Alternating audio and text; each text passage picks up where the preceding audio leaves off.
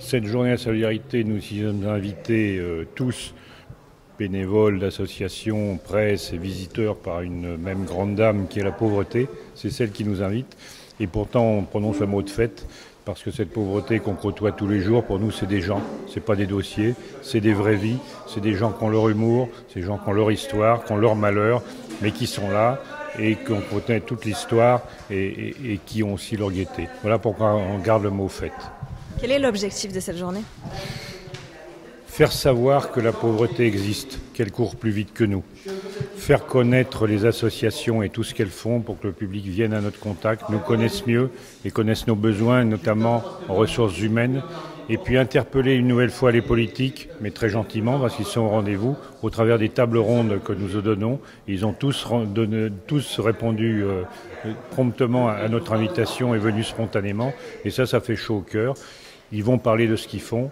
On va parler de ce qu'on voit et on va progresser. C'est important d'avoir des politiques qui seront présents. C'est très important parce que ce qu'on fait, nous, les chevaliers blancs de la charité, c'est du symptôme. On guérit des symptômes, on ne guérit pas la maladie.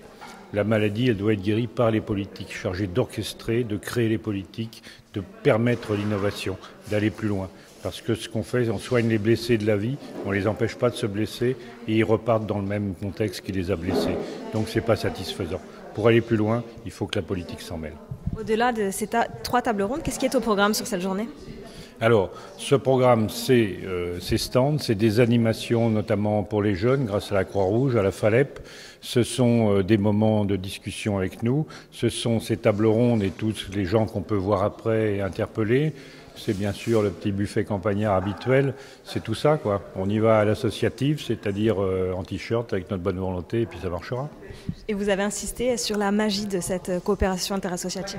Ben oui, ça paraît complètement fou que des gens qui sont sur le même terrain ne se connaissent pas et ça fait 15 ans qu'on est ensemble, qu'on s'apprécie, qu'il n'y a plus aucune différence entre nous, qu'on essaye de croiser nos compétences et pas de les empiler, de ne pas se faire concurrence, de s'entraider, parce que le problème est tellement important qu'on est sur la même montagne et l'important c'est de plotter notre bannière sur la même montagne et de s'apercevoir qu'on a la même mission et on s'en est aperçu ici plus vite qu'ailleurs.